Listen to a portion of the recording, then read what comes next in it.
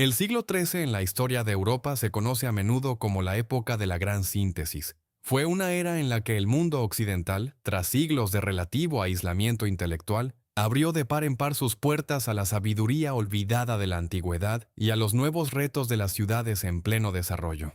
Las antiguas escuelas monásticas cedían su lugar a las vibrantes universidades, y en los estantes polvorientos de las bibliotecas, junto a las obras de los padres de la Iglesia, reaparecieron los textos de Aristóteles, rescatados a través de traducciones árabes y griegas. En el centro de este choque colosal de ideas se encontraba un hombre cuya calma y profundidad de pensamiento asombraron a sus contemporáneos tanto como su imponente porte físico. Un monje silencioso y robusto, de noble linaje italiano, se impuso una tarea que parecía imposible para su tiempo: reconciliar la estricta lógica del filósofo griego con la revelación de la fe cristiana. Su obra sentó los cimientos sobre los cuales la civilización occidental construiría sus reflexiones sobre el derecho, la ética y la naturaleza del ser durante muchos siglos. Por su asombrosa claridad y profundidad, recibió el título honorífico de doctor angélico. Hoy emprendemos un viaje largo y pausado por la vida y las ideas de uno de los pensadores más influyentes en la historia de la humanidad, Tomás de Aquino. Bienvenidos al canal. Es momento de sumergirse con calma y profundidad en la historia del pensamiento. Si les interesan los temas de la búsqueda de la verdad y los logros intelectuales de los grandes personajes del pasado, los invito a apoyar el canal con un me gusta y una suscripción, y a activar la campanita para no perderse nuestros próximos encuentros. La Europa de la primera mitad del siglo XIII era un hervidero de contradicciones. Por un lado, era la época del esplendor del gótico y del fortalecimiento del poder del Papa. Por otro, un periodo de lucha feroz entre el Sacro Imperio Romano Germánico y la Iglesia.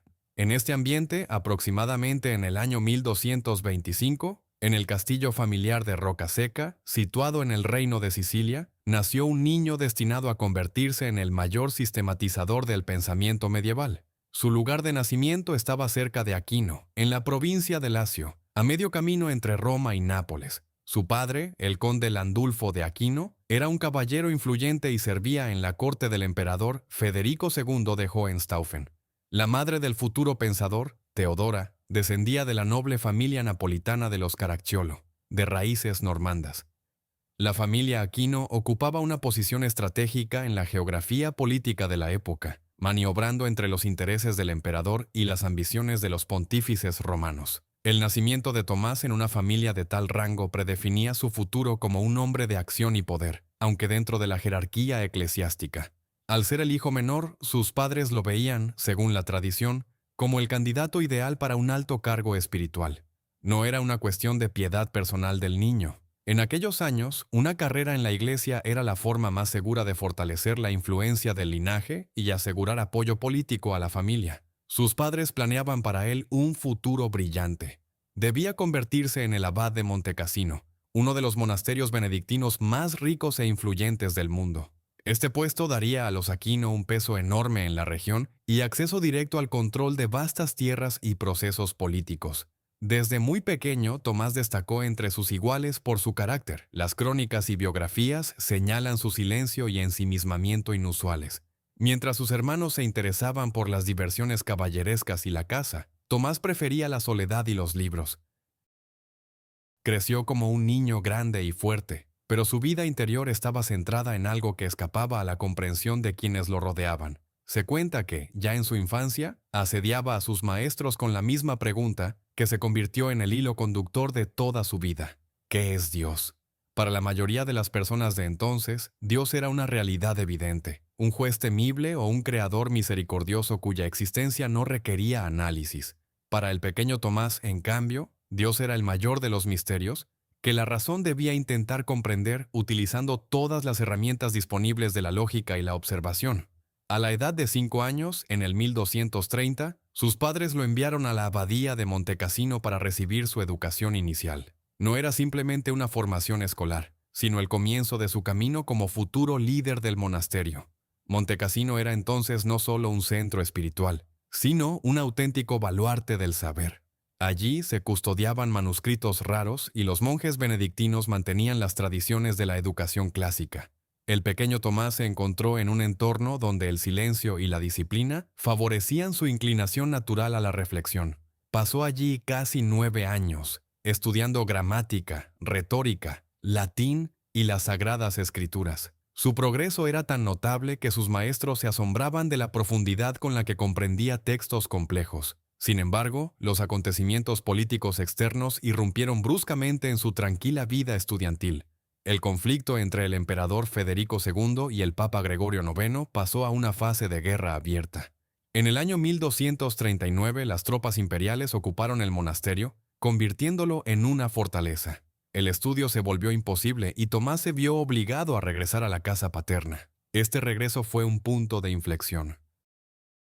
La familia comprendió que el joven debía continuar su formación y eligieron la Universidad de Nápoles, fundada por el propio Federico II apenas 15 años antes. A diferencia de las conservadoras escuelas eclesiásticas, la Universidad de Nápoles era una institución laica destinada a formar funcionarios y a la élite intelectual del imperio. Fue aquí donde Tomás se encontró por primera vez con un mundo que cambió su conciencia por completo. En Nápoles conoció a profesores que no solo leían la Biblia y las obras de los santos padres, sino también ciencias naturales, lógica y metafísica. El descubrimiento más importante para él fue Aristóteles. En aquellos años, las obras del gran griego apenas empezaban a penetrar masivamente en Europa a través de fuentes árabes y griegas. Para el joven estudiante, Aristóteles fue una revelación, un sistema íntegro y racional para explicar el mundo, basado en la observación y la deducción lógica, y no solo en la fe. En Nápoles, Tomás estudió con los maestros más destacados de la época, como Pedro de Irlanda y Erasmo de Cassino. Bajo su guía, dominó el trivium y el quadrivium, las 7 artes liberales que formaban la base de la educación medieval. Sin embargo, fue la lógica de Aristóteles la que lo cautivó por completo. Mientras muchos eclesiásticos temían el aristotelismo, viéndolo como una amenaza a los dogmas cristianos, Tomás vio en él una herramienta poderosísima para alcanzar la verdad. Empezó a comprender que la razón y la fe no debían ser enemigas. Al contrario, podían complementarse, llevando al hombre hacia el mismo fin por caminos distintos. En ese mismo periodo, en Nápoles, conoció a los representantes de un movimiento religioso nuevo y revolucionario para la época, la Orden de Predicadores, más conocidos como dominicos. A diferencia de los benedictinos, que vivían en monasterios cerrados, los dominicos eran una orden mendicante. Vivían en las ciudades, predicaban activamente, se dedicaban a la ciencia y no buscaban la propiedad de tierras ni el dominio político. Su lema era la palabra veritas, verdad. Para Tomás, cuya alma ansiaba respuestas a las preguntas fundamentales de la existencia, este camino le pareció el único correcto. La estancia del joven Tomás en Montecassino debía ser el primer paso en su larga y predecible carrera como alto dignatario de la Iglesia. En esta antigua abadía, fundada por San Benito en el siglo VI, la vida transcurría bajo una regla estricta donde la oración se alternaba con el trabajo físico y el estudio. Tomás, admitido como oblato, es decir, un niño consagrado a Dios por sus padres, se sumergió en el mundo de la gramática latina y los cantos litúrgicos. Allí aprendió el trivium, el ciclo inicial de humanidades que incluía gramática, lógica y retórica. Los que lo rodeaban notaron pronto una extraña característica en él. Era extraordinariamente callado y concentrado. Su complexión robusta y la lentitud de sus movimientos, sumadas a su hábito de guardar silencio durante largo tiempo, hicieron que sus compañeros y algunos maestros le apodaran el buey mudo. Sin embargo, aquel silencio no era señal de torpeza. Al contrario, tras esa pasividad exterior, se escondía un trabajo intelectual colosal. Mientras otros niños jugaban o discutían, Tomás absorbía la estructura del latín y el ritmo de los salmos, sentando las bases de su futuro estilo de redacción impecable. Pero la vida tranquila en el monasterio terminó de forma repentina y dramática. El siglo XIII fue una época de enfrentamiento feroz entre el trono papal y el poder civil, representado por el emperador del Sacro Imperio Romano Germánico, Federico II. En el año 1239, este conflicto llegó a su punto máximo cuando el Papa Gregorio IX excomulgó una vez más al emperador. En respuesta, Federico II, que veía en los monasterios ricos los baluartes de la influencia papal, ordenó a sus tropas ocupar Montecassino. Los monjes fueron expulsados y el edificio, de gran importancia estratégica, se convirtió en una fortaleza militar. Para la familia Aquino esto fue un duro golpe a sus planes, pero no pensaban renunciar a la educación de su hijo. Tomás, de 14 años, volvió a casa, pero pronto fue enviado a Nápoles, donde el emperador Federico II había fundado su propia universidad para servir de contrapeso intelectual a los centros de estudio del Papa. La Universidad de Nápoles, fundada en el año 1224, era un lugar único en su tiempo. A diferencia de las escuelas eclesiásticas tradicionales, allí reinaba una atmósfera de relativa libertad intelectual y el programa estaba orientado a las necesidades civiles del imperio. Fue aquí donde Tomás salió por primera vez de los límites de una educación puramente teológica y se topó con lo que podríamos llamar la revolución científica del siglo XIII. En Nápoles estudió el quadrivium, el segundo nivel de las artes liberales, que incluía aritmética, geometría, astronomía y música. Sus maestros fueron intelectuales destacados, como Pedro de Irlanda, quien introdujo al joven en los fundamentos de las ciencias naturales. No obstante, el evento más significativo de su etapa napolitana fue el descubrimiento del cuerpo completo de las obras de Aristóteles. Hasta ese momento, la Europa medieval solo conocía una pequeña parte del legado del gran griego, principalmente sus trabajos de lógica. En Nápoles, gracias a los vínculos de la corte imperial con el mundo árabe y bizancio, estaban disponibles las traducciones de la física, la metafísica y sobre el alma, vertidas del árabe y del griego. Para Tomás, con 19 años, conocer a Aristóteles fue una auténtica explosión intelectual. Vio un sistema de pensamiento que explicaba el funcionamiento del mundo sin apoyarse directamente en la revelación bíblica, usando solo la razón y la observación empírica. Aristóteles ofrecía una estructura lógica para entender el movimiento, la causalidad, la biología y la organización del cosmos. Era una visión racional e íntegra del mundo que, a la vez, fascinaba y asustaba a los contemporáneos de Tomás. Mientras muchos tradicionalistas de la Iglesia veían en el aristotelismo una peligrosa herejía pagana, Tomás sintió de forma intuitiva que la verdad no puede contradecir a la verdad. Si Aristóteles había descrito correctamente las leyes de la naturaleza mediante la razón, entonces esas conclusiones debían armonizar con lo que Dios había revelado a los hombres a través de la fe. Esta convicción fue la semilla de la que brotaría más tarde todo su sistema filosófico. En la universidad empezó a mostrar capacidades que iban mucho más allá de la aplicación de un estudiante común. No se limitaba a memorizar textos, sino que analizaba su estructura, detectando conexiones lógicas y posibles contradicciones. Al mismo tiempo que sus descubrimientos intelectuales en Nápoles, Tomás conoció un fenómeno social y espiritual nuevo, la Orden de Predicadores, fundada por el español Domingo de Guzmán apenas unas décadas antes. Los dominicos representaban una ruptura radical con el monacato tradicional. En lugar de retirarse del mundo tras los muros de las abadías y poseer enormes tierras, elegían una vida de pobreza en el centro de la actividad urbana. Su arma principal no era la influencia administrativa, sino la palabra y el conocimiento. Los dominicos buscaban la excelencia intelectual para combatir con éxito las herejías que se extendían por las ciudades comerciales de Europa. Vivían de limosnas, pero al mismo tiempo creaban las mejores bibliotecas y enviaban a sus hermanos a las universidades más importantes. Para Tomás, que veía en la búsqueda intelectual su vocación suprema, el ideal de predicar para la salvación de las almas mediante el conocimiento de la verdad, resultó increíblemente atractivo. En Nápoles, Tomás empezó a frecuentar la iglesia de los dominicos, donde llamó su atención el hermano Juan de San Giuliano. Al joven noble le impresionó la sencillez de vida de estos monjes y su profunda entrega a la ciencia.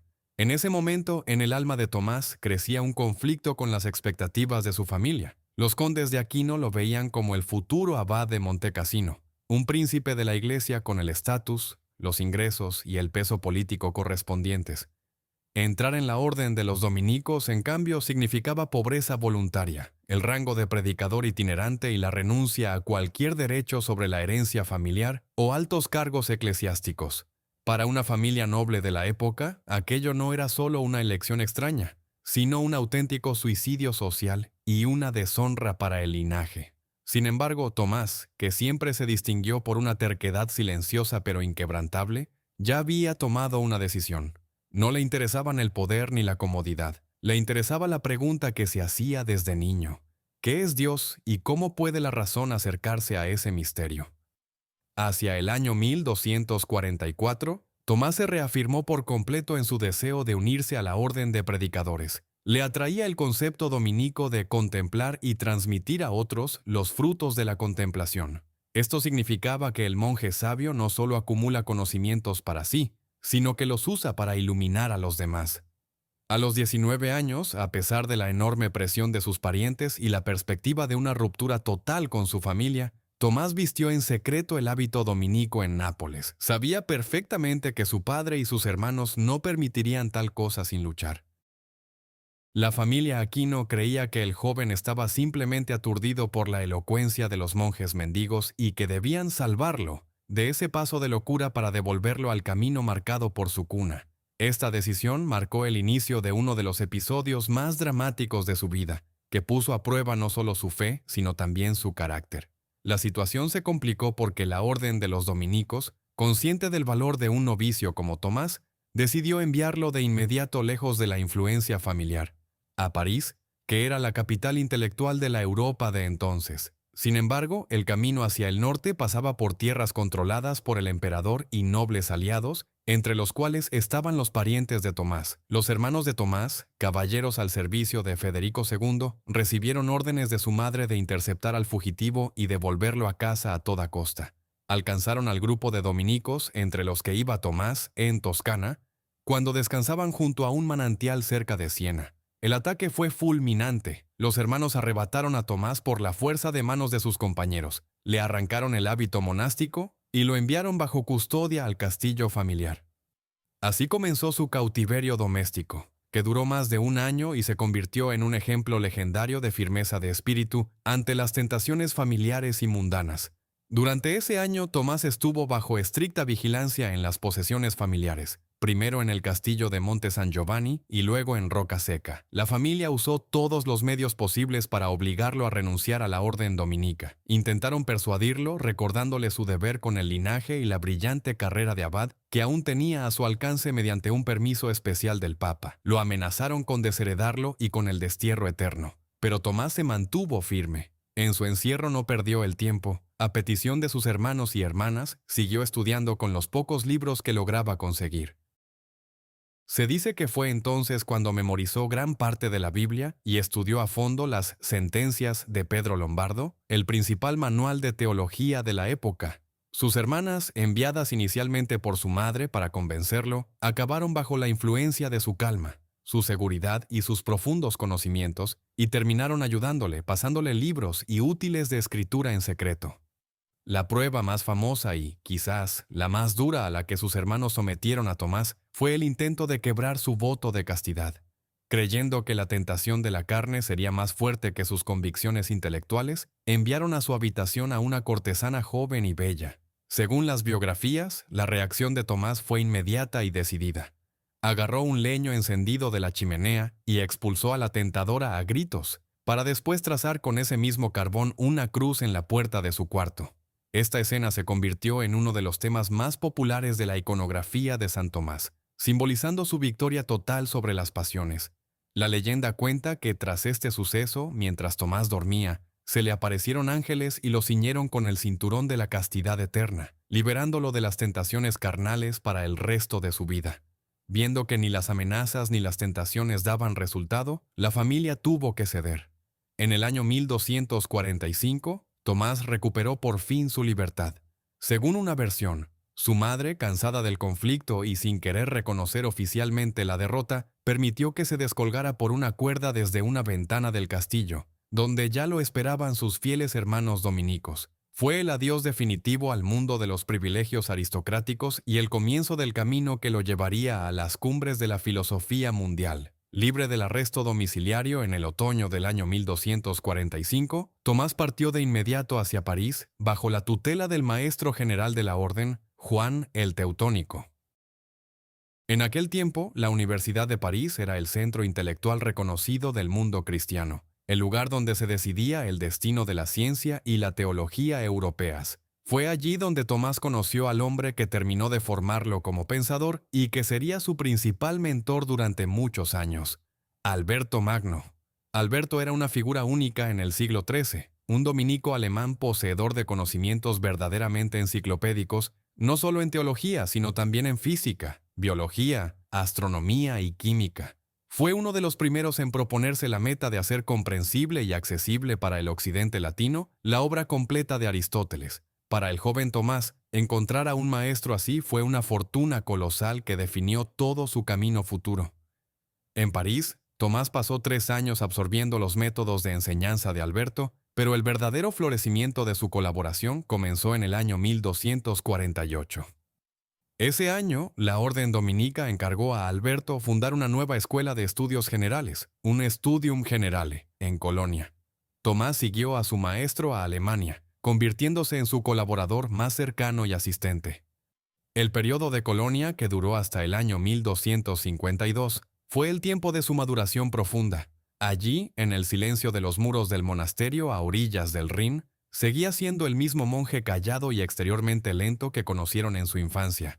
Entre los ruidosos y ambiciosos estudiantes de Colonia, Tomás parecía un bicho raro. Su figura corpulenta, su hábito de mirar fijamente a un punto durante mucho tiempo y su falta de interés por participar en discusiones acaloradas hicieron que sus compañeros recordaran de nuevo su viejo apodo, el buey mudo. Los estudiantes solían burlarse de su silencio, creyendo que era señal de poca inteligencia. Existe una leyenda famosa sobre cómo un compañero decidió jugarle una broma a Tomás gritándole: «Mira, Tomás, un buey volando». Cuando Tomás se acercó obedientemente a la ventana para buscar el prodigio, todos estallaron en risas. Al preguntarle cómo pudo creerse aquello, Tomás respondió con calma que le resultaba más fácil imaginar un buey volando que a un monje mintiendo a su hermano. Esta historia ilustra perfectamente no solo su sencillez, sino su profunda honestidad interna. Sin embargo, Alberto Magno veía a través de su alumno. Un día, tras leer los apuntes de Tomás y escuchar su brillante defensa de una tesis teológica compleja en una disputa, Alberto declaró públicamente: «Lo llamamos el buey mudo, pero llegará el día en que sus mugidos resuenen en todo el mundo». Aquellas palabras resultaron proféticas. Bajo la dirección de Alberto, Tomás inició un trabajo sistemático para limpiar la filosofía aristotélica de las capas añadidas por los comentaristas árabes. La tarea era increíblemente difícil. Había que demostrar que la filosofía de Aristóteles, creada por un pagano en el siglo IV a.C., podía servir como una herramienta fiable para explicar las verdades cristianas. Alberto enseñó a Tomás que la verdad es una, venga de donde venga. Si la razón descubre las leyes de la lógica y de la naturaleza, estas leyes no pueden contradecir la revelación divina, ya que tanto la razón como la revelación tienen una única fuente: Dios.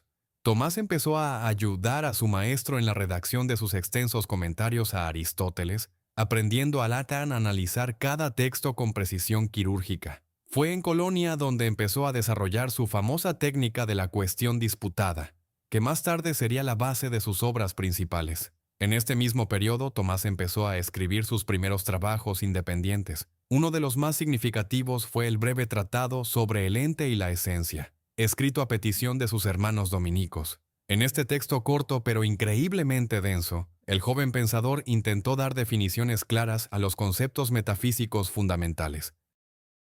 Investigó qué hace que una cosa sea lo que es y en qué se diferencia la esencia de los seres creados de la esencia de Dios.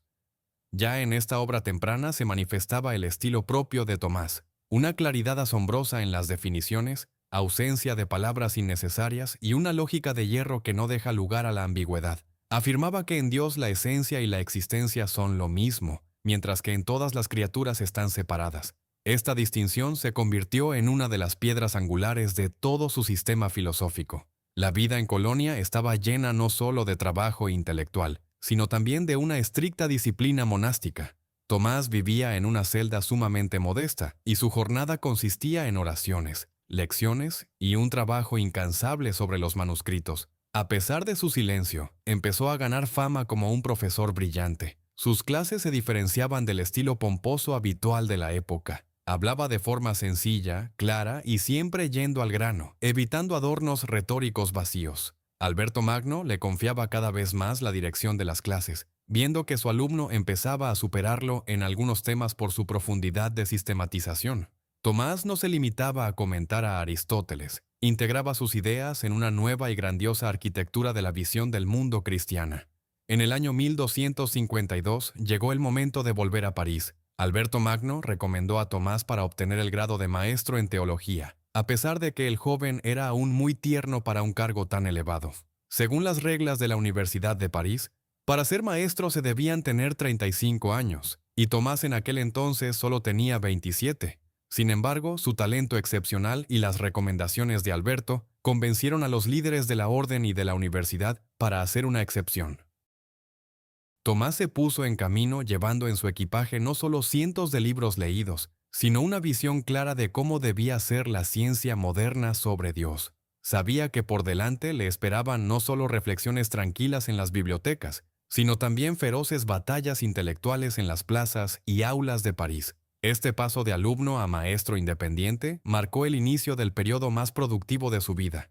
Colonia quedaba atrás como el puerto tranquilo donde se formó su método y se fortaleció su espíritu. París, a mediados del siglo XIII, era un hervidero donde chocaban los intereses de reyes, papas, profesores universitarios y las nuevas órdenes monásticas. Tomás regresaba allí no como un profesor más, sino como un hombre dispuesto a dar respuesta a las preguntas más agudas de su tiempo. Su fe era profunda y sincera, pero su razón exigía pruebas y claridad. Creía que el mundo es cognoscible, y esa seguridad le daba fuerzas para entrar en discusiones con los sabios más consagrados de la época. El mugido del buey mudo empezaba a sonar cada vez más fuerte, y pronto su voz sería determinante para toda la cultura europea. La llegada de Tomás a París en el año 1252 coincidió con un periodo de tensión extrema en la universidad. La ciudad en aquellos años era considerada con razón el corazón intelectual de Europa, pero ese corazón latía a un ritmo febril. La Universidad de París, o la Sorbona, no era un edificio único, era una red extendida de escuelas y colegios repartidos por la orilla izquierda del Sena, en el barrio latino. Allí, miles de estudiantes de todo el continente se amontonaban en aulas frías, discutiendo sobre lógica, derecho y Dios. Sin embargo, a mediados del siglo XIII, el tema principal de debate no era la metafísica, sino el derecho de las nuevas órdenes monásticas a existir dentro de la estructura universitaria. Tomás se encontró en el epicentro del conflicto entre los llamados maestros seculares, es decir, laicos, y los representantes de las órdenes mendicantes, dominicos y franciscanos. El fondo del conflicto era profundamente práctico y político. Los profesores seculares, que vivían de las rentas de sus prebendas y de las cuotas de los alumnos, veían con creciente temor el éxito de los monjes. Los dominicos, como Alberto Magno y ahora Tomás, eran intelectuales brillantes cuyas lecciones atraían a multitudes. Además, los monjes eran disciplinados, respondían directamente a sus órdenes y al Papa, no a la corporación universitaria, y a menudo estaban dispuestos a enseñar gratis o por una limosna mínima. Esto generaba una competencia feroz. Los maestros seculares veían en ello una amenaza a su autonomía y bienestar financiero. La oposición fue encabezada por el carismático y brusco Guillermo de Santamur, profesor de teología que convirtió una disputa académica en una auténtica guerra ideológica. En el año 1256, el enfrentamiento llegó a su punto álgido. Guillermo de Santamur publicó un tratado titulado Sobre los peligros de los últimos tiempos, en el que atacó a las órdenes mendicantes con una crítica furibunda. Usó imágenes apocalípticas, afirmando que la aparición de monjes que vagaban por las ciudades y predicaban era una señal de la llegada del anticristo. Guillermo sostenía que el verdadero monje debía estar encerrado y dedicarse al trabajo manual, no enseñar en las universidades ni confesar a los ciudadanos. Santamur y sus seguidores lograron que se prohibiera a los dominicos ocupar cátedras y llamaron a los estudiantes al boicot. La situación se caldeó tanto que, a veces, los monjes eran insultados e incluso apedreados en las calles de París. Tomás de Aquino, a pesar de su inclinación natural al silencio y la contemplación, no podía quedarse al margen cuando la propia vocación de su orden estaba amenazada. Por encargo del maestro general, preparó una obra de respuesta que fue su primer gran trabajo polémico, contra los que impiden el culto de Dios y la religión. En este texto, Tomás no se mostró como un denunciante furioso, sino como un jurista y teólogo frío y preciso. No respondió a los ataques personales de Santamur, sino que desmanteló sus argumentos uno por uno, de forma sistemática. Tomás demostró que la perfección cristiana no reside en el trabajo físico por sí mismo, sino en el amor a Dios y al prójimo. Sostuvo que la enseñanza y la predicación son formas superiores de misericordia, ya que alimentan las almas humanas con la verdad, lo cual es más importante que alimentar el cuerpo. La lógica de Tomás era impecable. Usó la autoridad de las Sagradas Escrituras y las obras de los padres de la Iglesia para mostrar que el estilo de vida apostólico, que une pobreza y servicio intelectual, coincide plenamente con el ideal cristiano. Subrayó que la corporación universitaria solo saldría ganando con la participación de personas dedicadas a la búsqueda de la verdad sin mirar el beneficio material. Este trabajo de Tomás no fue solo una defensa de los dominicos, sino una contribución importante a la comprensión del papel de la ciencia en la vida de la Iglesia. Mientras en París seguían las disputas, el caso se llevó ante la corte papal en Anagni. El Papa Alejandro IV estudió con atención los argumentos de ambas partes. En octubre del año 1256, el Papa dictó la sentencia definitiva. El Tratado de Guillermo de Santamur fue condenado por falso y pernicioso, y al propio Guillermo se le prohibió enseñar y fue expulsado de París. Fue una victoria total para las órdenes mendicantes. Sin embargo, el ambiente universitario seguía resistiéndose. Tomás y su amigo Buenaventura, el destacado pensador franciscano, tuvieron que esperar un año más antes de ser admitidos oficialmente al grado de maestro. Fue el 23 de octubre del año 1257 cuando, bajo la protección de la Guardia Real de Luis IX, Tomás de Aquino y Buenaventura fueron recibidos solemnemente en la Corporación de Maestros de Teología de París. Ese momento fue un triunfo para Tomás, que tenía 32 años. Ahora tenía oficialmente el derecho de enseñar en cualquier lugar del mundo cristiano. Su autoridad tras la victoria sobre Santamur se volvió indiscutible. En los 3 años siguientes en París, Tomás desarrolló una actividad colosal. Su horario de trabajo era increíblemente apretado. Daba lecciones, participaba en disputas públicas y seguía trabajando en sus escritos. Fue en este periodo cuando empezó a crear los comentarios a las sentencias de Pedro Lombardo, que entonces eran una etapa obligatoria para todo profesor, pero que en manos de Tomás se convirtieron en una profunda investigación filosófica. Las batallas de París curtieron a Tomás. Aprendió a mantener una calma gélida en una atmósfera de hostilidad general y griterío. Su método para debatir asombraba a sus contemporáneos. Siempre exponía primero los argumentos de su oponente de la forma más honesta y completa posible, a veces incluso mejor de lo que lo hacía el propio adversario, y solo después procedía a refutarlos. No era un truco táctico. Tomás creía sinceramente que en cualquier error hay una semilla de verdad que hay que encontrar y limpiar. Este enfoque se ganó el respeto incluso de sus oponentes y contribuyó a que la cátedra dominica en París fuera la más popular. A la par de los asuntos universitarios, Tomás se convirtió en asesor del rey de Francia, Luis IX, más tarde canonizado como San Luis. El rey valoraba mucho la sabiduría y la prudencia del monje, y a menudo lo invitaba a su mesa para discutir no solo temas teológicos, sino también asuntos de Estado.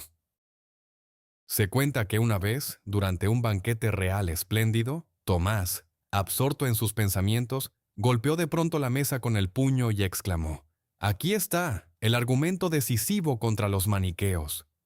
En cualquier otra situación, aquello se habría considerado una falta de respeto total, pero Luis IX solo sonrió y ordenó a un escriba anotar de inmediato la idea del filósofo para que no se perdiera. Hacia el año 1259, la posición de los dominicos en París quedó consolidada. Tomás había cumplido su tarea, defendió el derecho de la orden al servicio intelectual y demostró que la fe puede defenderse con éxito usando el arma más afilada, la razón humana. Pero su misión en París llegó a su fin. La orden lo necesitaba en Italia, donde hacía falta reorganizar el sistema educativo y responder a nuevos retos que llegaban de Oriente. Tomás dejó Francia rumbo a su patria, Italia, llevando consigo la reputación del hombre que hizo callar a los críticos más feroces del monacato y convirtió la cátedra universitaria en una fortaleza de la verdad. Tras varios años en Italia, donde Tomás se dedicó a organizar la enseñanza en las escuelas dominicas y asesoró a la corte papal, regresó de nuevo a París en el año 1268. Este segundo nombramiento para la cátedra de la Universidad de París fue un evento excepcional, ya que normalmente los maestros ocupaban ese puesto una sola vez. Sin embargo, la situación en la capital intelectual de Europa exigía la presencia del doctor Angélico. Esta vez, la amenaza no venía de críticos externos, sino del propio ambiente filosófico. En la Facultad de Artes había tomado fuerza un movimiento que los historiadores llamarían más tarde averroísmo latino, liderado por el carismático maestro Siger de Brabante. El problema residía en cómo debía entenderse a Aristóteles. Entonces, mientras Tomás trabajaba en Italia en la sistematización de la doctrina cristiana, en París un grupo de filósofos empezó a interpretar al gran griego a través de los comentarios del pensador árabe del siglo XII Ibn Rushd, conocido en Europa como Averroes. Averroes era la autoridad indiscutible en la interpretación de Aristóteles, pero sus conclusiones chocaban frontalmente con las bases de la fe cristiana. Siger de Brabante y sus seguidores afirmaban que, según la razón pura y Aristóteles, el mundo es eterno y no tiene principio en el tiempo. Esto negaba por completo el dogma bíblico de la creación del mundo desde la nada. Aún más peligrosa era la idea del monopsiquismo, la doctrina de la unidad del intelecto. Los averroístas, apoyándose en pasajes complejos de Aristóteles, sostenían que todos los hombres comparten en realidad un único intelecto común, igual que una sola luz ilumina muchos objetos. Desde su punto de vista, el alma individual era solo una manifestación temporal de esta inteligencia universal única. La consecuencia de esta teoría era catastrófica para la visión medieval. Si el intelecto es uno para todos, tras la muerte no existe la inmortalidad personal del alma, y por tanto, no hay ni salvación individual ni responsabilidad personal ante Dios por la vida vivida. Para conciliar estas conclusiones con su estatus de maestros cristianos, los averroístas propusieron la teoría de la doble verdad. Declaraban que una afirmación podía ser verdadera desde el punto de vista de la filosofía y la razón, pero falsa desde el punto de vista de la fe y la revelación. Esto les permitía decir, como filósofo, apoyándome en Aristóteles, afirmo que el mundo es eterno y el alma no es inmortal, pero como cristiano creo lo contrario. Para Tomás de Aquino este enfoque era inaceptable. Veía en ello no solo un truco intelectual, sino la destrucción profunda de la propia naturaleza del conocimiento humano.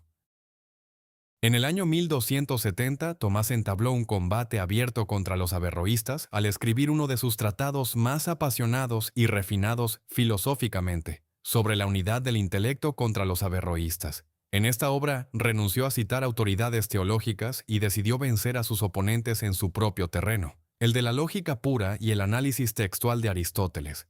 Tomás demostró que Aristóteles nunca defendió la unidad del intelecto para todos los hombres. Con una minuciosidad asombrosa, analizó los textos griegos mostrando que la razón pertenece a cada persona concreta y que el conocimiento es un acto individual. La argumentación de Tomás se basaba en la evidencia de la experiencia humana. Señalaba que si el intelecto fuera común, un hombre no podría saber algo que otro ignora. Afirmaba que es la forma del alma la que hace al hombre ser hombre, y esa forma es individual. En esta disputa, Tomás se mostró como defensor de la dignidad de cada persona. Comprendía que, si se priva al hombre de su propia razón, desaparece la base misma de la moral y del libre albedrío. Su crítica fue tan demoledora que Siger de Brabante se vio obligado a revisar sus posturas. Tomás dedicó especial atención a refutar la teoría de la doble verdad. Insistía en que la verdad es una por naturaleza, porque tiene una única fuente, Dios. La razón y la fe son dos herramientas distintas dadas al hombre, como dos ojos para percibir la profundidad. La fe no sustituye a la razón, sino que la completa allí donde las capacidades humanas llegan a su límite.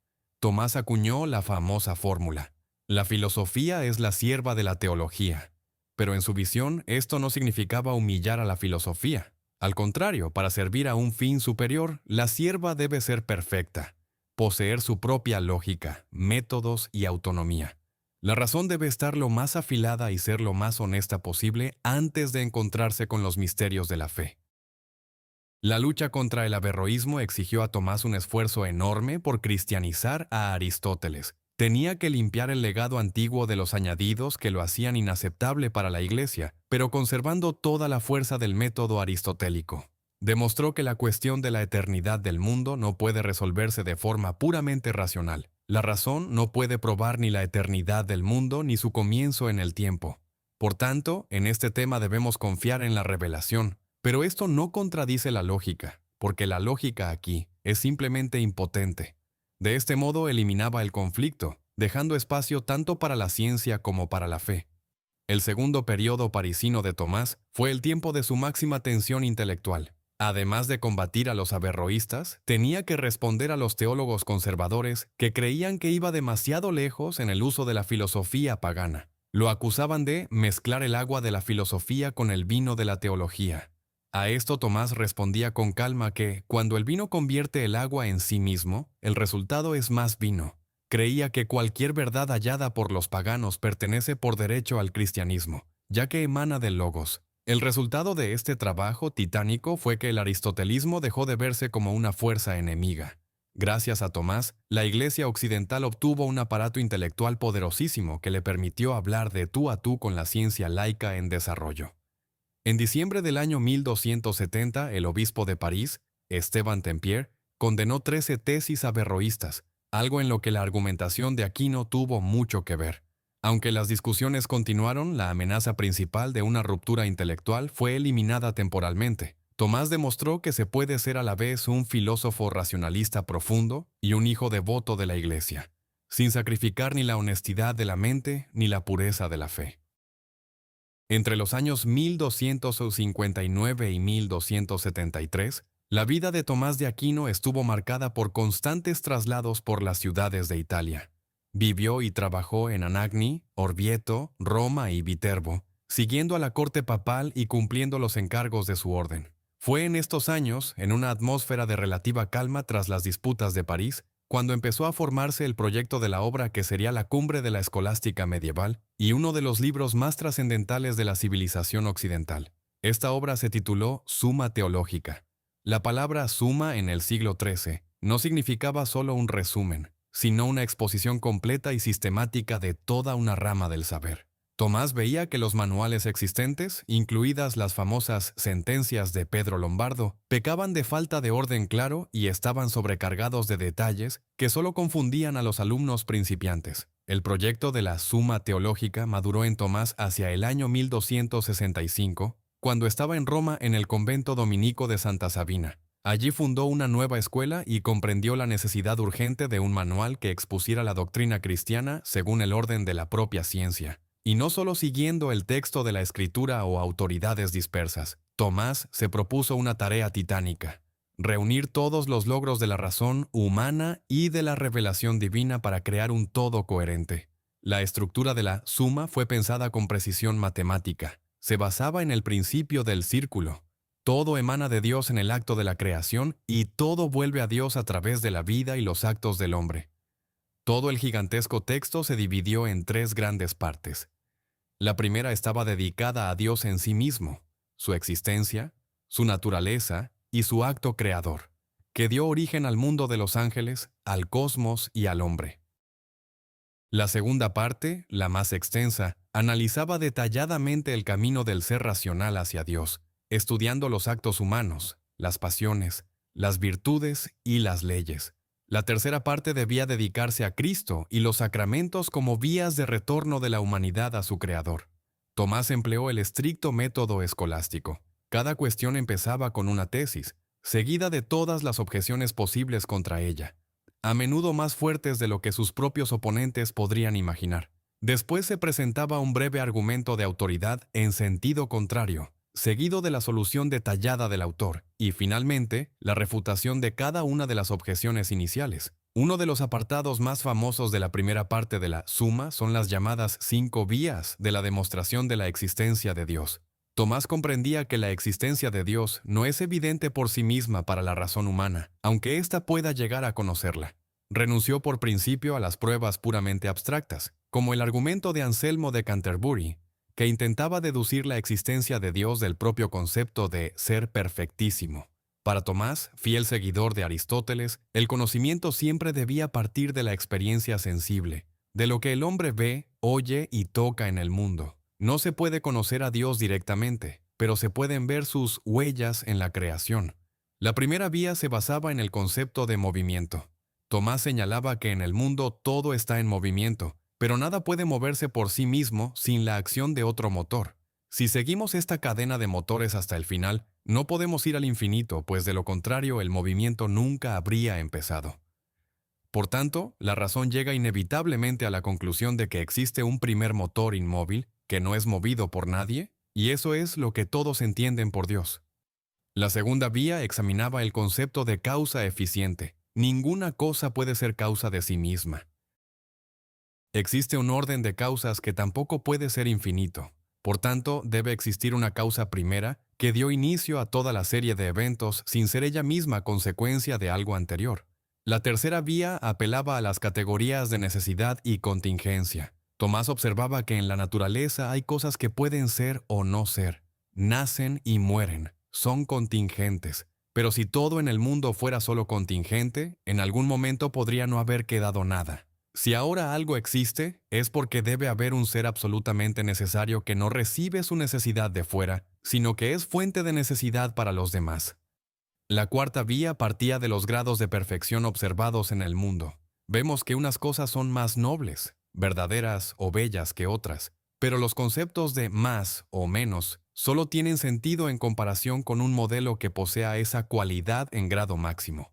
Así debe existir una fuente de toda perfección, verdad y ser. La quinta vía, a menudo llamada teleológica, señalaba el asombroso orden y la finalidad en la naturaleza. Tomás llamaba la atención sobre el hecho de que incluso los objetos inanimados, sin razón propia, actúan como si buscaran el mejor resultado.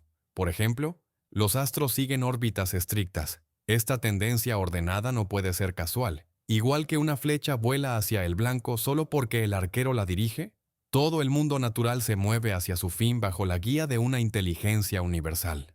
Estas cinco vías se convirtieron en clásicos de la teología, demostrando la confianza de Tomás en que el intelecto humano es capaz de fundamentar lógicamente las bases de la fe sin recurrir a iluminaciones místicas.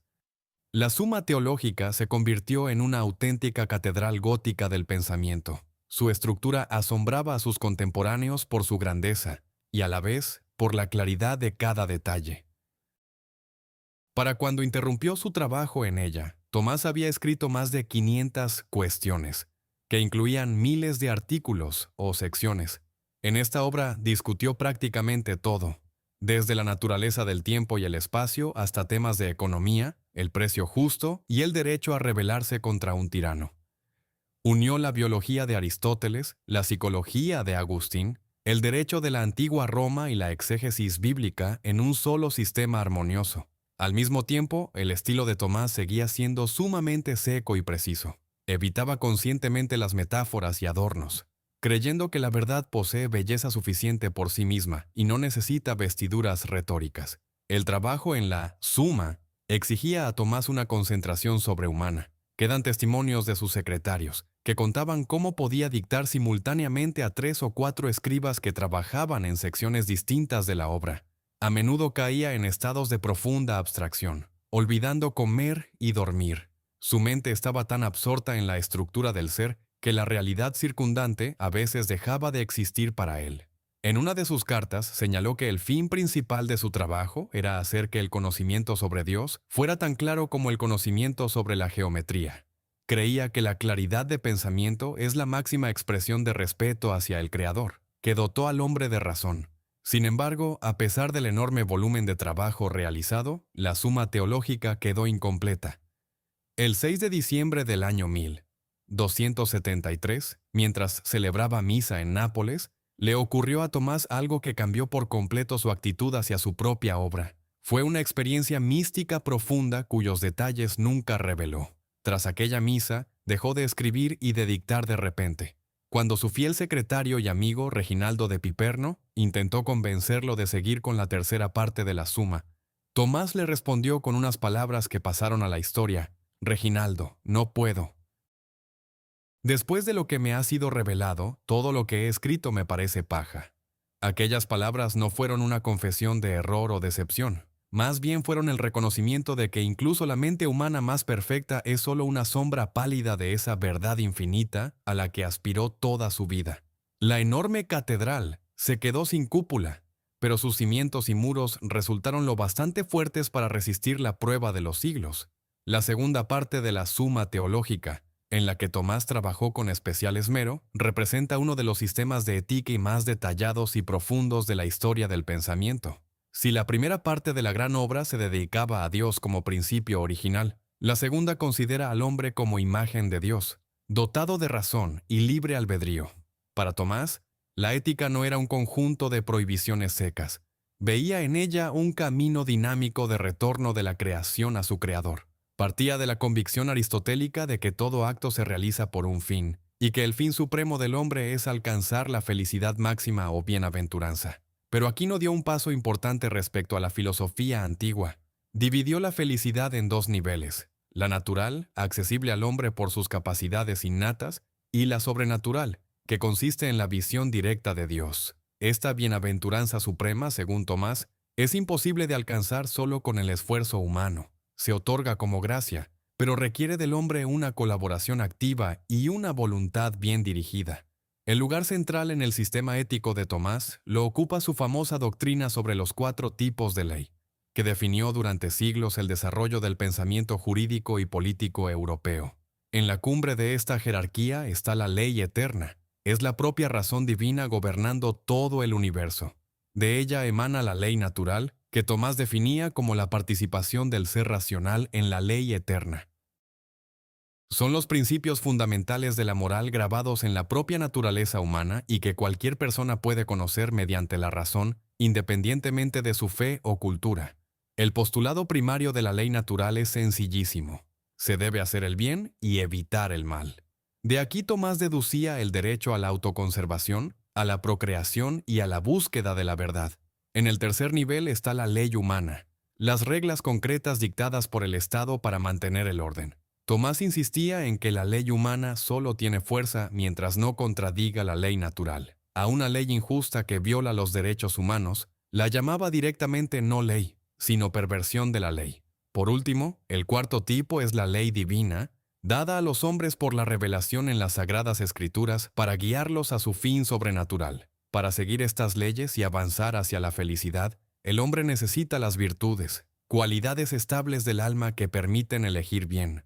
Tomás realizó una síntesis grandiosa de las tradiciones antigua y cristiana, uniendo las 4 virtudes cardinales de Aristóteles con las 3 virtudes teologales de las epístolas de San Pablo. Entre las cardinales incluía la prudencia, que ayuda a elegir los medios adecuados para fines buenos; la justicia, que regula las relaciones con los demás; la fortaleza, que permite superar el miedo y las dificultades; y la templanza, que modera los deseos excesivos de la carne. Estas virtudes se consideraban naturales, desarrollables mediante el ejercicio y la educación, pero sobre ellas, Tomás levantó una estructura de cualidades superiores, sobrenaturales: la fe, la esperanza y la caridad. Precisamente a la caridad, o amor, la llamaba la forma de todas las demás virtudes, afirmando que sin amor incluso los actos más nobles pierden su valor auténtico. Al reflexionar sobre la naturaleza humana, Tomás prestó gran atención a la psicología del acto. Analizó al detalle las pasiones humanas: amor, odio, deseo, miedo, ira, y demostró que por sí mismas no son ni buenas ni malas. Adquieren color moral solo cuando caen bajo el control de la razón y la voluntad. Era un enfoque profundamente humanista para su época. Tomás no llamaba a reprimir las emociones ni al autocastigo ascético, sino que abogaba por una armonía donde la razón actúa como un gobernante sabio que dirige la energía de los sentimientos hacia un cauce constructivo. Creía que el hombre busca el bien por naturaleza, y que incluso cuando peca, lo hace porque confunde erróneamente un bien parcial y temporal con el bien absoluto. La tarea de la educación y el crecimiento espiritual consistía, según Aquino, en enseñar a la razón a distinguir correctamente estos bienes. En la parte final de su obra, Tomás planeaba analizar a fondo los sacramentos de la Iglesia, que veía como herramientas o canales por los que la gracia divina se transmite al hombre para sanar su naturaleza. Logró terminar los tratados sobre el bautismo y la Eucaristía, volcando en ellos toda la fuerza de su lógica. Pero fue justo entonces, cuando la suma teológica se acercaba a su fin lógico, cuando ocurrió el cambio en la vida del pensador. El 6 de diciembre del año 1273, en Nápoles, Tomás celebraba la misa matinal en la capilla de San Nicolás. Los testigos recordaban que durante el servicio se quedó repentinamente inmóvil, sumido en una contemplación profunda que duró inusualmente mucho tiempo. Cuando salió de la capilla, su rostro estaba pálido y su mirada ausente. Desde aquel día, el doctor Angélico, que toda su vida había dictado varias páginas diarias, no volvió a tocar la pluma. Su fiel ayudante, Reginaldo de Piperno, preocupado por el estado de su maestro, le suplicó repetidamente que volviera al trabajo en la Suma, pues faltaba muy poco para terminarla. A todas estas peticiones, Tomás respondía con una negativa suave pero firme. Una vez, cuando Reginaldo se puso especialmente insistente, Tomás pronunció aquellas palabras que fueron el broche final de su biografía intelectual. Dijo que, después de que durante aquella misa se le concediera una visión mística de la verdad, todo lo que había escrito le parecía paja comparado con la realidad de Dios. No renegaba de sus obras, pero comprendió su limitación. Para un hombre que hizo de la razón su herramienta principal, aquel reconocimiento fue un acto de honestidad suprema. Comprendió que incluso la más magnífica catedral del pensamiento, construida con palabras y lógica, es solo un umbral ante el cual el hombre debe callar para encontrarse con aquello que supera cualquier entendimiento.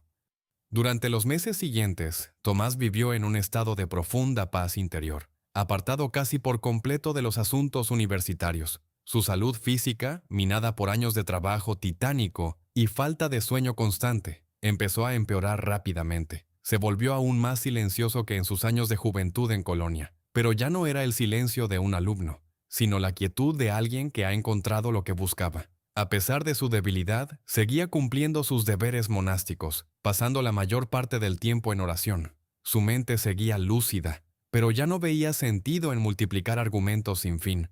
El enorme manuscrito de la Suma Teológica quedó guardado en su celda, deteniéndose en el Tratado sobre la Penitencia.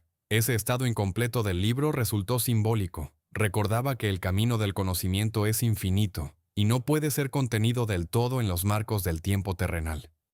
A principios del año 1274, a pesar de su retiro interior y su debilidad física, Tomás de Aquino recibió una orden que no podía ignorar. El Papa Gregorio X convocó el Segundo Concilio de León, cuyo fin principal era superar el gran cisma del año 1054 y reunir a las iglesias de Occidente y Oriente. La experiencia y los conocimientos colosales del doctor Angélico eran necesarios para las negociaciones teológicas con la delegación griega. Por encargo del Papa, Tomás preparó un tratado especial titulado Contra los errores de los griegos. En esta obra analizó con su precisión habitual los temas en disputa sobre el origen del Espíritu Santo y la primacía de la sede romana, buscando bases lógicas para la reconciliación. El viaje de Nápoles a León se presentaba largo y difícil, especialmente para un hombre cuya salud estaba seriamente dañada por décadas de tensión intelectual ininterrumpida. En enero del año 1274, Tomás se puso en camino sobre una mula, acompañado por su fiel secretario Reginaldo y varios hermanos dominicos. El invierno de aquel año fue crudo y los caminos de Italia estaban en pésimo estado. Durante el trayecto por la región de Campania, ocurrió un accidente. Al pasar por una zona boscosa, Tomás se golpeó fuertemente la cabeza con una rama baja. El incidente le provocó mareos fuertes y debilidad general. Pero el pensador insistió en seguir adelante, considerando que cumplir el deber con la Iglesia era más importante que su propio bienestar. El estado de Tomás siguió empeorando y, cuando el grupo llegó a las cercanías de Terracina, quedó claro que no podría continuar el viaje. Lo llevaron al castillo de su sobrina en Maenza, pero poco después, sintiendo que llegaba a su fin, Tomás pidió que lo trasladaran a un monasterio para pasar sus últimos días en oración y silencio. El refugio más cercano resultó ser la abadía cisterciense de Fossanova. Los monjes cistercienses recibieron al gran dominico con el más profundo respeto. Incluso en su lecho de muerte, Tomás no estuvo ocioso. A petición de los monjes de Fossanova, dictó un breve comentario al Cantar de los Cantares, compartiendo sus últimas briznas de sabiduría. Fue algo simbólico. El hombre que empezó su camino en una abadía benedictina lo terminaba en los muros de una orden hermana, volviendo a las raíces de la vida monástica. El 7 de marzo del año 1274, a la edad de aproximadamente 49 años, falleció Tomás de Aquino. Antes de morir, recibió los santos sacramentos y sus últimas palabras estuvieron llenas de profunda humildad y entrega a la Iglesia. Declaró que si había escrito algo erróneo, lo sometía por completo al juicio de la Iglesia romana, en cuya fe vivió y moría. La noticia de la muerte del doctor Angélico se extendió al instante por Europa, causando dolor en las universidades de Nápoles, París y Colonia. Los monjes de Fossanova, temiendo que los dominicos se llevaran el cuerpo del gran maestro, llegaron a ocultar temporalmente sus restos, lo que dio inicio a una larga disputa por el derecho a poseer las reliquias del santo pensador. Sin embargo, la muerte física de Tomás no significó el fin de las batallas en torno a sus ideas. Al contrario, las tormentas de verdad no hacían más que empezar. Exactamente 3 años después de su muerte, el 7 de marzo del año 1277, el obispo de París, Esteban Tempier, emitió un decreto condenando 219 tesis que se enseñaban en la Facultad de Artes. Aunque el golpe principal iba contra los averroístas radicales, varias proposiciones de la lista afectaban directa o indirectamente la doctrina de Tomás. En particular, se criticaron sus ideas sobre la unidad de la forma en el hombre y sobre cómo la individuación ocurre a través de la materia. Para muchos teólogos conservadores de entonces, el aristotelismo de Tomás aún parecía demasiado innovador y peligroso. A la par de los sucesos de París, la condena llegó también de Inglaterra. Roberto Kilwarby, arzobispo de Canterbury y, curiosamente, dominico él mismo, condenó una serie de tesis de Aquino en la Universidad de Oxford. Kilwarby pertenecía a la vieja escuela que se apoyaba en las ideas de Agustín y veía en el nuevo enfoque intelectual de Tomás una amenaza a la piedad tradicional. Estos ataques póstumos a la doctrina de Tomás podrían haber enterrado su legado para siempre si no hubiera sido por la unión y firmeza de sus compañeros de la orden de predicadores. Los dominicos tomaron la crítica a su gran hermano como un reto para toda la orden y empezaron una campaña sistemática para defender y rehabilitar sus obras. En aquel momento crítico, el anciano Alberto Magno salió en defensa de la memoria de su alumno. A pesar de su edad, tenía ya unos 80 años y de las distancias enormes, Alberto viajó a pie desde Colonia a París para hablar personalmente ante la comisión universitaria. Declaró que condenar a Tomás era condenar la propia verdad y que sus obras eran el mayor adorno de la Iglesia. Su autoridad y su apasionada defensa ayudaron a calmar a los opositores más feroces. Al mismo tiempo, los capítulos generales de la Orden Dominica aprobaban uno tras otro decretos que obligaban a todos los hermanos a estudiar y defender la doctrina de Aquino, convirtiendo el tomismo en la doctrina oficial de la Orden. El proceso de rehabilitación duró varias décadas. En el año 1309, la Orden Dominica proclamó oficialmente la doctrina de Tomás como útil y segura. Los argumentos de los críticos se estrellaban poco a poco contra la lógica de hierro y la santidad indiscutible de la vida del propio pensador. El interés por sus obras creció no solo en el ámbito académico, sino en la propia corte papal. Los papas empezaron a comprender que con Tomás la Iglesia había obtenido el arma intelectual más perfecta para defender la fe. Comenzaron los preparativos para el proceso de canonización, durante el cual se estudiaron con lupa no solo sus escritos, sino los testimonios de numerosos milagros ocurridos ante su tumba y por su intercesión. En el año 1323, el Papa Juan XXII en Aviñón incluyó solemnemente a Tomás de Aquino en el catálogo de los santos. Cuando uno de los cardenales señaló que Tomás no había realizado suficientes milagros clásicos en vida, el Papa respondió con su famosa frase: «Tantos milagros ha hecho cuantas cuestiones teológicas ha resuelto». Fue el reconocimiento de que el propio trabajo intelectual de Tomás era un don sobrenatural para el mundo. 2 años después, en el año 1325, el obispo de París, Esteban Bourré, anuló oficialmente la condena de aquellas tesis de Tomás incluidas en la lista del año 1277, reconociéndolas plenamente acordes con la doctrina católica. Así terminó el periodo de las tormentas póstumas y comenzó el avance triunfal del tomismo por Europa. Tomás de Aquino pasó de ser un profesor polémico a ser el doctor angélico y el maestro universal. Sus restos fueron trasladados solemnemente en el año 1369 a Tolosa, a la iglesia dominica de los jacobinos, donde descansan hasta hoy. Su vida, que terminó a los 49 años, resultó ser solo el breve prólogo a la existencia de su pensamiento durante siglos. Dejó tras de sí no solo libros, sino un método de conocimiento que unía la valentía de la razón con la humildad de la fe, creando un sistema capaz de mantenerse en pie en cualquier época. El periodo posterior a la canonización de Tomás de Aquino en el año 1323 marcó el inicio de una nueva era en la historia intelectual de Europa. Si en vida sus ideas causaron disputas feroces e incluso condenas oficiales, medio siglo después de su muerte empezaron a verse como el estándar indiscutible de la ortodoxia. La decisión del Papa Juan XXII no solo rehabilitó el tomismo, sino que lo convirtió en la plataforma intelectual oficial de la Iglesia de Roma. En el año 1325, el obispo de París, Esteban Bourré, retiró solemnemente todas las prohibiciones anteriores sobre las obras de Tomás, reconociendo que su doctrina era la expresión más perfecta de la armonía entre la razón y la fe. A partir de ese momento comenzó la rápida difusión de la Summa Teológica y otros de sus trabajos por todas las grandes universidades del mundo cristiano, de Bolonia a Praga y Oxford. Tomás de Aquino recibió póstumamente títulos que subrayaban su contribución única a la ciencia. Empezaron a llamarlo Doctor Angélico, lo cual simbolizaba la pureza de su intelecto, que según sus contemporáneos era similar al de los ángeles por su capacidad de captar la verdad sin emociones extrañas ni errores. Más tarde se le añadió el título de Doctor Universal, reflejando el alcance total de su sistema, que tocó literalmente todas las áreas del saber humano, de la física y la biología a la jurisprudencia y la mística. En los monasterios y escuelas de la orden dominica, el estudio de sus obras se volvió obligatorio, y su método de debate, estructurado, lógicamente impecable y siempre respetuoso con la posición del contrario, se convirtió en el estándar de oro de la educación escolástica. El auténtico triunfo del tomismo llegó en el siglo XVI, durante el Concilio de Trento, celebrado entre los años 1545 y 1563. Este concilio debía responder a los retos de la Reforma y reformar la propia Iglesia católica.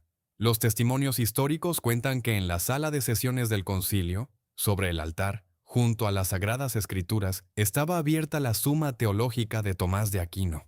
Fue un caso sin precedentes en la historia de la Iglesia. La obra de un hombre se puso al mismo nivel que la revelación divina, como la guía más fiable para interpretar los dogmas. Las decisiones del concilio sobre la justificación, los sacramentos y la naturaleza de la Iglesia se apoyaron en gran medida en las formulaciones y la lógica desarrolladas por Tomás 3 siglos antes. Su pensamiento fue el cimiento que permitió a la Iglesia católica mantener la unidad intelectual en una época de crisis profundísima.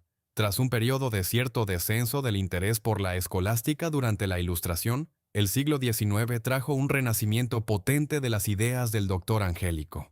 En el año 1879, el Papa León XIII publicó su famosa encíclica Aeterni Patris, en la que proclamó oficialmente al tomismo como el único sistema filosófico capaz de enfrentar los errores de la modernidad, el materialismo, el relativismo y el escepticismo.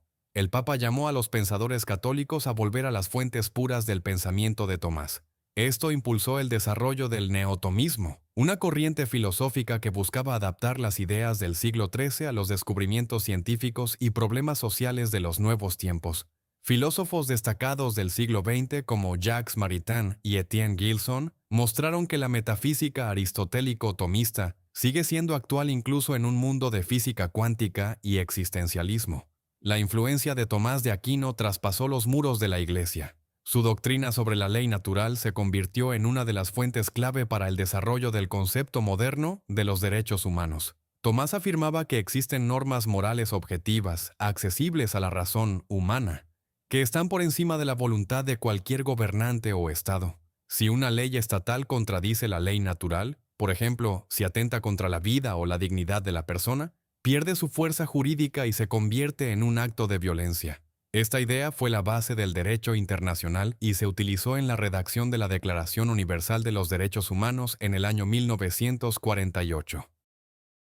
Muchos principios de la justicia moderna, incluyendo el derecho a la legítima defensa y el concepto de guerra justa, también se remontan a las tesis formuladas en la Summa Teológica. En el campo de la ética, Tomás propuso un sistema basado en el sentido común y el desarrollo de las virtudes, que sigue encontrando eco en el siglo XXI.